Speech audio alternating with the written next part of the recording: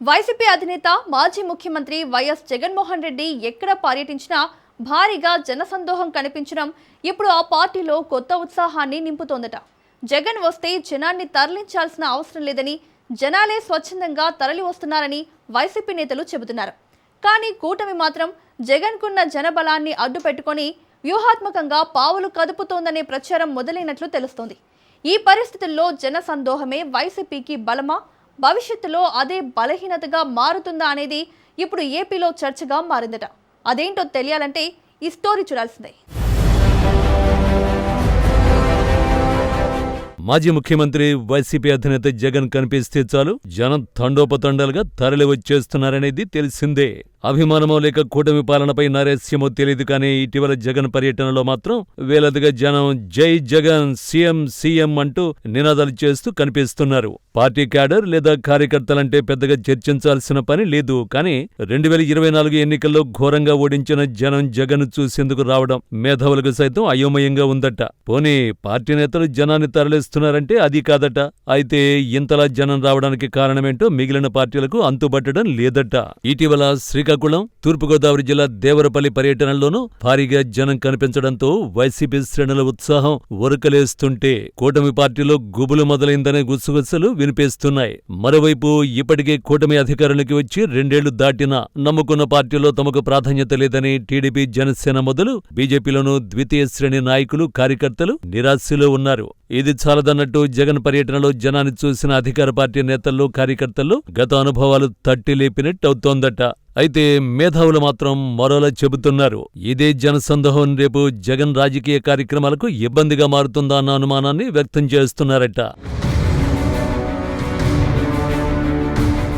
అయితే కూటమి ప్రభుత్వం జగన్ పర్యటనలను నిశ్చితంగా పరిశీలిస్తోందన్న ప్రచారం జరుగుతోంది. జగన్ పర్యటనలో చోటు చేసుకున్న ప్రతి చిన్న ఘటనను అధికార పక్షం గమనిస్తోందని రాజకీయ వర్గాల్లో అనుమానం రేపుతోందట. తూర్పుగోదావరి పర్యటనలో ఒక మహిళకు చెందిన దుకాణం ధ్వంసం కావడం, పొగాకు బేళ్లపైకి కార్యకర్తలు ఎక్కి తొక్కడం వంటి ఘటనలు, అలాగే శ్రీకాకుళం పర్యటనలో మహిళా ఎస్ఐతో వైసీపీ నాయకుల వాగ్వాదం, దౌర్జన్యం జరిగిందన్న ఆరోపణలు కూడా రాజకీయ చర్చనీయాంశంగా మారాయని ప్రచారం జరుగుతోంది. గతంలో గుంటూరు జిల్లాలో జగన్ పరామర్శకు వెళ్లిన సమయంలో జరిగిన అనుభవాలు ఇప్పుడు తాజాగా మరోసారి చర్చకు తెరతీస్తున్నాయట. తాజాగా తూర్పుగోదావరి జిల్లాలో జగన్ పర్యటన నేపథ్యంలో ఎదురైన పరిణామాలు పార్టీ శ్రేణుల్లో కలవరం రేపేయట.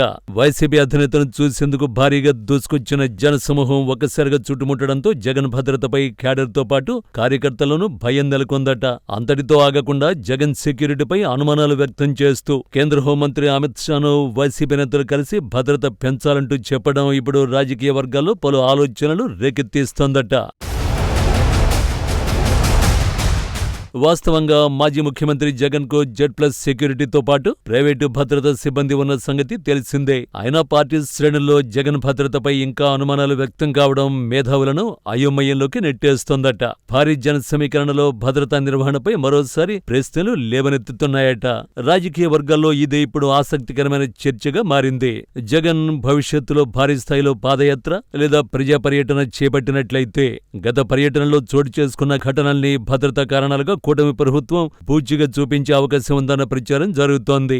ఇప్పటికే దేశంలోని వివిధ ప్రాంతాల్లో రాజకీయ ర్యాలీలు, పాదయాత్రలో చోటు చేసుకున్న తొక్కిసలాటలు, అలాగే భద్రతా వైఫల్యాలు కోర్టుల దృష్టికి వెళ్లిన సందర్భాలను కూడా అధికారులు పరిశీలిస్తున్నారన్న చర్చ వినిపిస్తోంది.